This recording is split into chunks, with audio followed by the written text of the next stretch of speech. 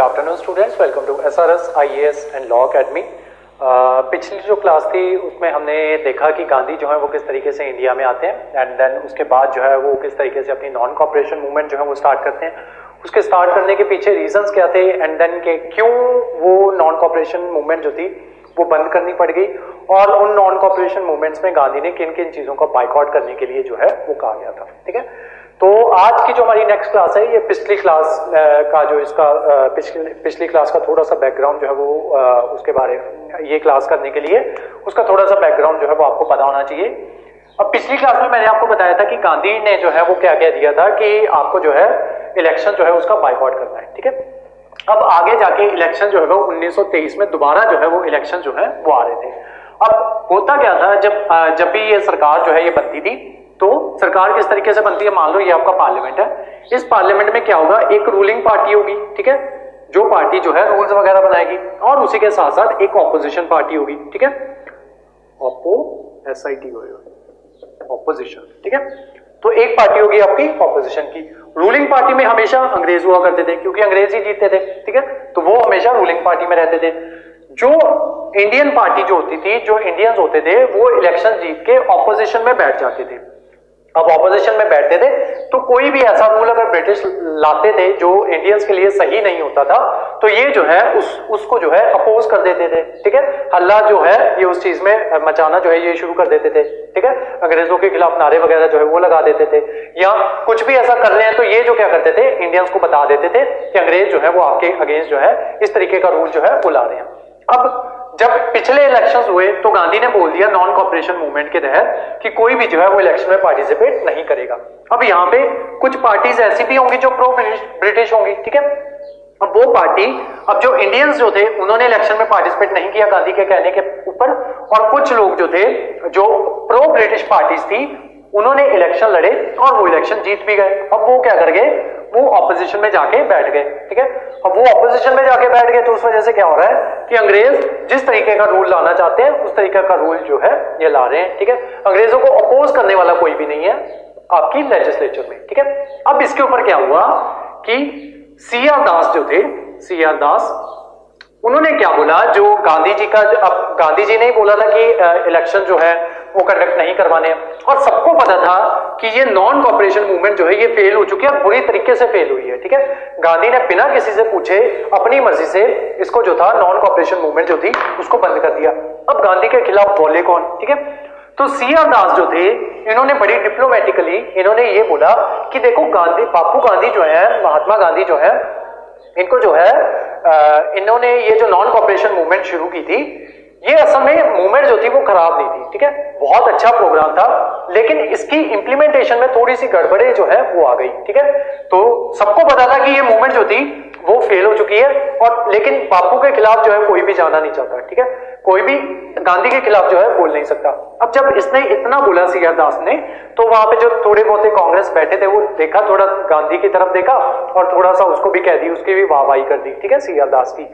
फिर CR दास ने बोला कि गांधी का जो बाकी सारे प्लान तो गांधी के ठीक थे कि अच्छा सभी चीजों को बाइकआउट कर दो, ये कर दो, वो कर दो, लेकिन गांधी ने जो बात बोली ना कि इलेक्शंस का बाइकआउट कर देना चाहिए, वो चीज जो थी वो थोड़ी सी गलत थी।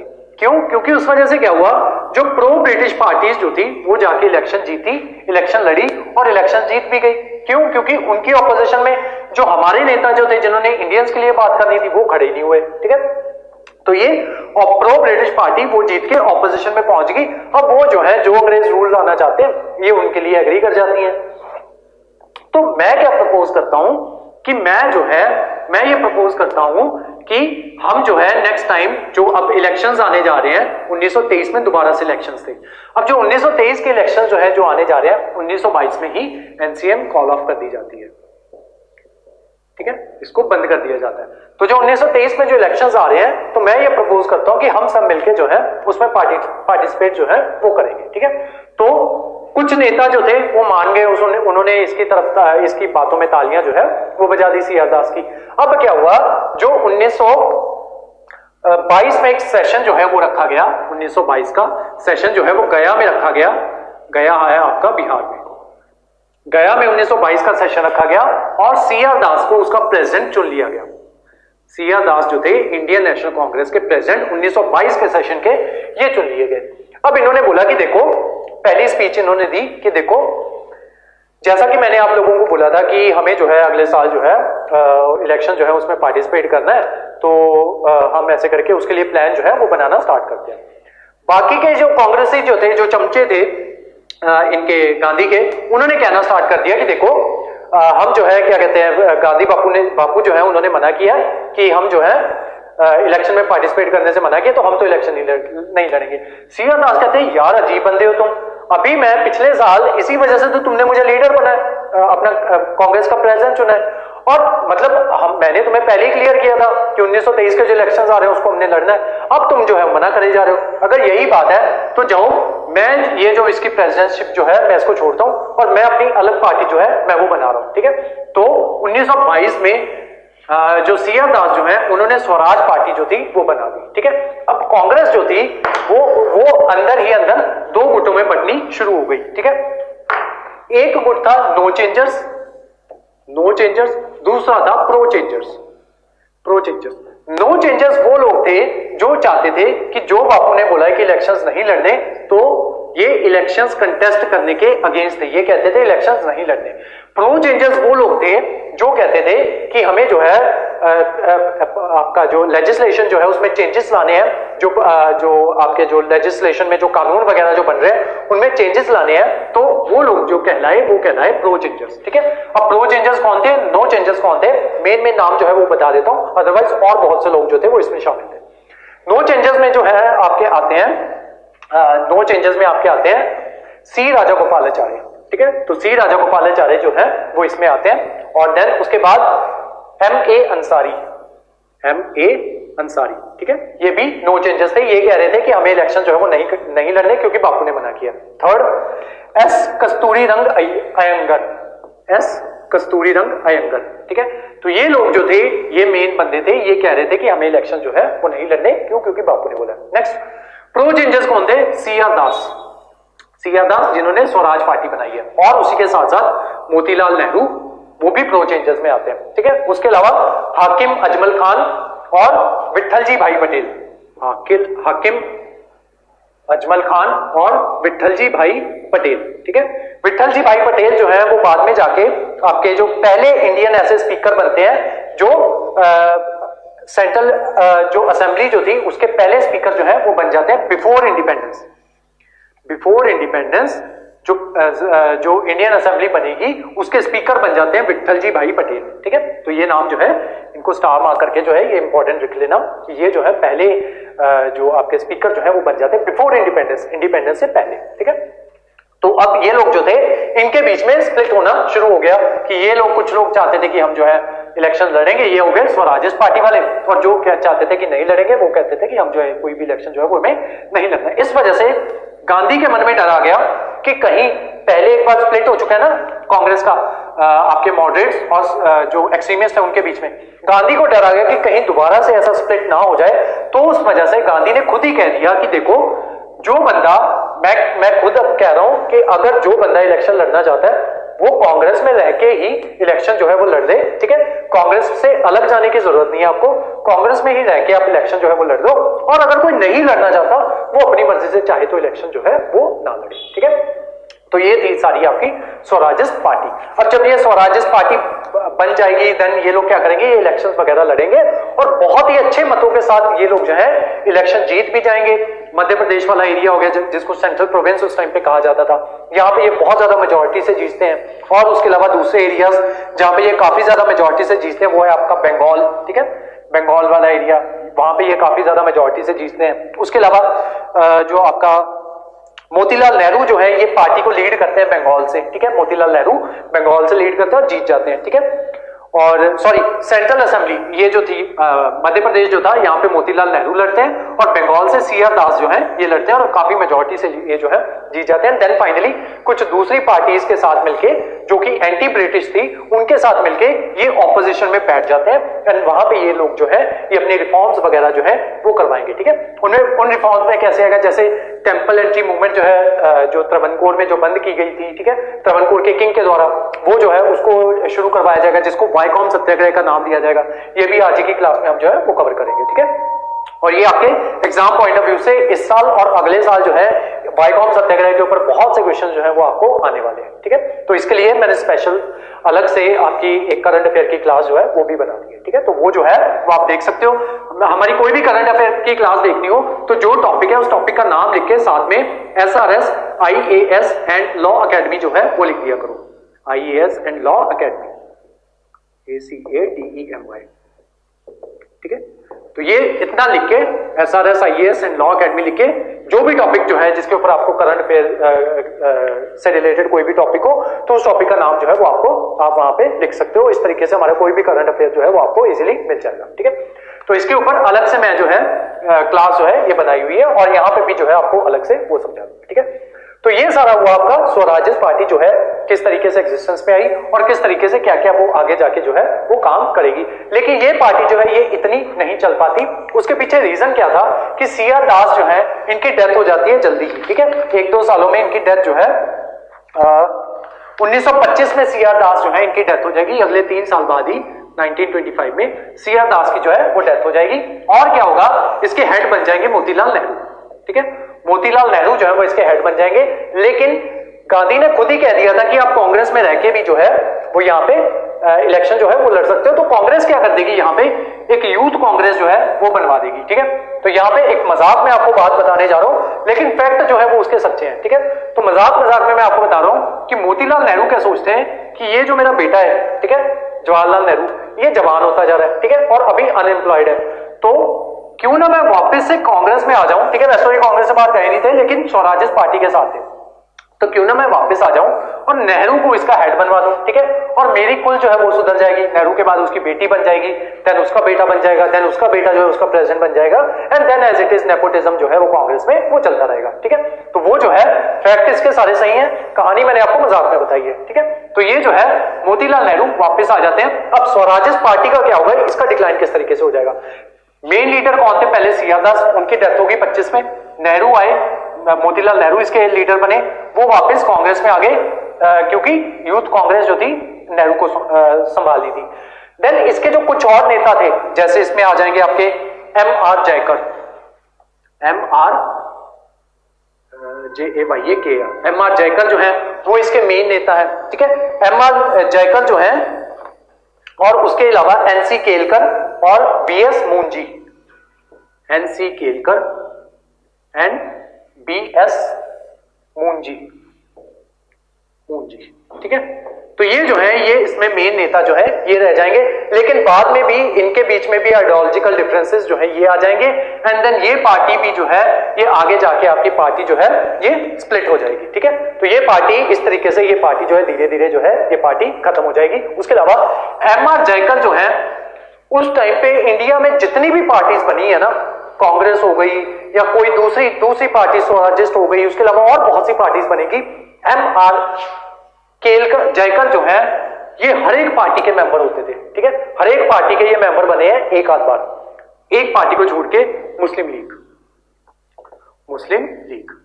बस इस एक पार्टी को छोड़ के MR केलकर जो है ये हर एक पार्टी के मेंबर जो है वो हुआ करते थे, ठीक है।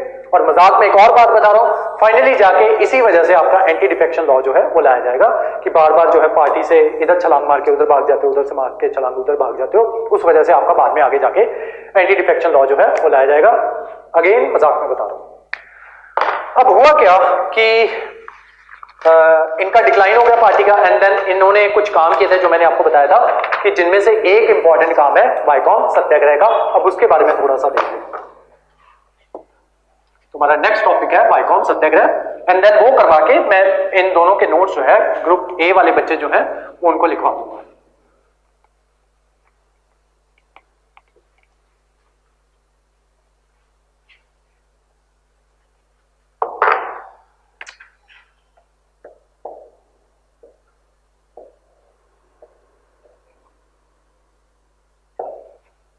वाइकॉम सत्याग्रह जो है ये आपका उस टाइम के केरला और जो तमिलनाडु वाला एरिया था, केरला एंड तमिलनाडु वाला एरिया, उस एरिया में हुआ था, बेसिकली त्रवणकोर वाला एरिया, TRAVANCOR, त्रवणकोर वाला एरिया। ठीक है, तो उस टाइम पे क्या किया गया था, जो आपके लो कास्ट होते थे, ठीक है, उनके ऊपर वेरियस रूल जो है वो लगाए जाते थे।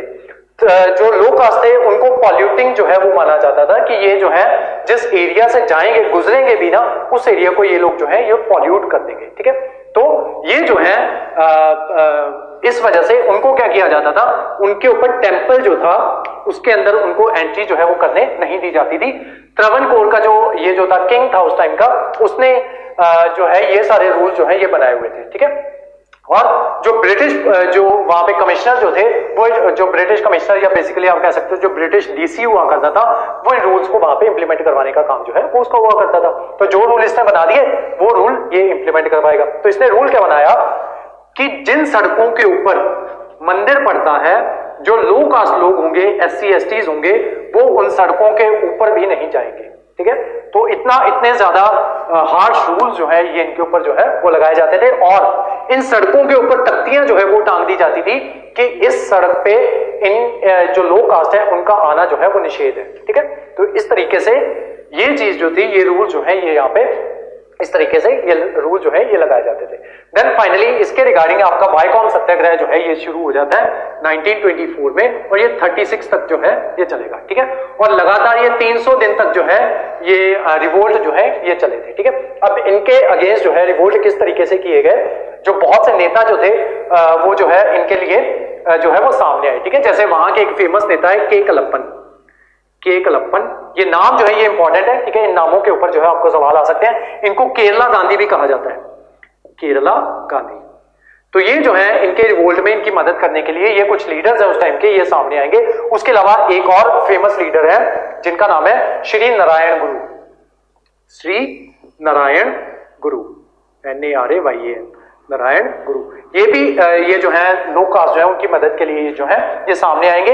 इन्होंने एक जो है अपनी सोशल ऑर्गेनाइजेशन जो है वो भी बनाई हुई है। उस ऑर्गेनाइजेशन का नाम था श्री नारायण धर्म परिपालन योगम। ठीक है, श्री नारायण धर्म परिपालन योगम। तो ये ऑर्गेनाइजेशन जो है श्री नारायण गुरु के द्वारा बनाई गई है। ये भी इसमें पार्टिसिपेट करते हैं आपके वाइकॉम सत्याग्रह में। ठीक है, तीसरे आपके इंपॉर्टेंट नेता कौन से हैं इसमें, EV रामास्वामी नायकर, EV रामास्वामी नायकर, जिनको पेरियार के नाम से भी जाना जाता है। ठीक है, तो EV पेरियार पूछा जा सकता है कि EV रामास्वामी कौन से ऐसे इंसान है जिनको पेरियार के नाम से जाना जाता है, तो वो है EV रामास्वामी नायकर। ठीक है, तो वो जो है पेरियार के नाम से इनको जाना जाता है, और इन्होंने एक पार्टी उस टाइम पे बनाई हुई थी जिसका नाम था जस्टिस पार्टी। जस्टिस पार्टी जो आज की, इसका नाम जो है बाद में बदल के जो है DMK, जो आज की आपकी DMK पार्टी है ना, वो यही है जस्टिस पार्टी पेरियार की। ठीक है, तो उन्होंने जस्टिस पार्टी बनाई थी, और जो आज की DMK पार्टी जो है वो कहलाती है साउथ में। ठीक है, और उसके अलावा गांधी जी जो है वो इसमें एंटर करेंगे 1932 में। ठीक है, पूना पैक्ट जब वो साइन कर लेंगे, देन उसके बाद जो है ये गांधी जी इस मूवमेंट में जो है वो एंटर कर जाएंगे। ठीक है, अब ये मूवमेंट किस तरीके से चलती है कि जब फाइनली जब ये मूवमेंट स्टार्ट की गई ना इनके द्वारा, के कलप्पन जो है इनके द्वारा जब मूवमेंट जो है जब स्टार्ट की गई, तो क्या होता था, 3-4 कम्युनिटीज थी। ठीक है, उनके नाम जो है वो यहाँ पे इंपॉर्टेंट नहीं है, लेकिन करंट अफेयर में उनके नाम जो है मैं बताऊंगा कौन कौन सी कम्युनिटीज थी। 3 कम्युनिटीज ही मेनली आपकी, उन कम्युनिटीज को मना किया गया था कि वो टेंपल में एंट्री नहीं कर सकते या सड़क के ऊपर नहीं आ सकते। मूवमेंट स्टार्ट कैसे हुई, तीनों कम्युनिटी के लोग जो थे वो एक धरना लगा लिया उन्होंने। ठीक है, एक जगह पे धरना लगा लिया, और ये धरना 300 दिन तक चलेगा, सॉरी 600 दिन तक चलेगा। ये 300 नहीं है, 600 दिन तक ये धरना जो है ये चलेगा। ठीक है, अब ये 600 दिन तक धरना किस तरीके से चलता है, यहां पे कहा जाता है 3 कम्युनिटीज है, तीनों कम्युनिटी का एक बंदा, ठीक है, तीनों कम्युनिटी का एक बंदा डेली आता था, जिस सड़क पे तख्ती जो लगी हुई थी उस तख्ती को क्रॉस करता था, उस सड़क पे आके चलने लगते थे वो चुपचाप। ठीक है, जैसे ही यहां पे ब्रिटिश फोर्स आती, ठीक है, वो खुद को वहां पे सरेंडर कर देते और ब्रिटिश जो उनको पकड़ के ले जाते। अगले दिन फिर से तीनों कम्युनिटी का एक बंदा जो है वो आता, उस सड़क पे जाता, चुपचाप शांतिमय तरीके से वो जो है अपने एजिटेशन जो है वो करते, और ये लगातार ऐसे ही चलता रहा। ठीक है, देन फाइनली गांधी जी मिलते हैं 1932 में, जो आपकी महारानी सेतु लक्ष्मीबाई जो है उनसे मिलते हैं, और उनको कहते हैं कि ये जो है टेंपल एंट्री मूवमेंट जो है वो शुरू कर देना चाहिए। ठीक है, देन फाइनली इनको जो है टेंपल एंट्री प्रोग्राम जो है वो शुरू हो जाता है। और यही था सारा आपका वाइकॉम सत्याग्रह। किस रिगार्डिंग था? लो कास्ट लोग जो थे जिनको टेंपल में एंट्री करने के लिए उनकी बैन की गई थी, उनकी एंट्री, उनको एंट्री दिलवाने के लिए टेंपल्स में वाइकॉम सत्याग्रह जो है वो शुरू किया जाता है साउथ में। ठीक है, तो ये था सारा आपका वाइकॉम सत्याग्रह। मुझे चेक कर लें तो कुछ छूटा हो तो। इतना ही, ठीक है। तो जो ग्रुप बी वाले बच्चे जो थे, आपकी क्लास जो थी वो यहीं तक थी। Thank you so much.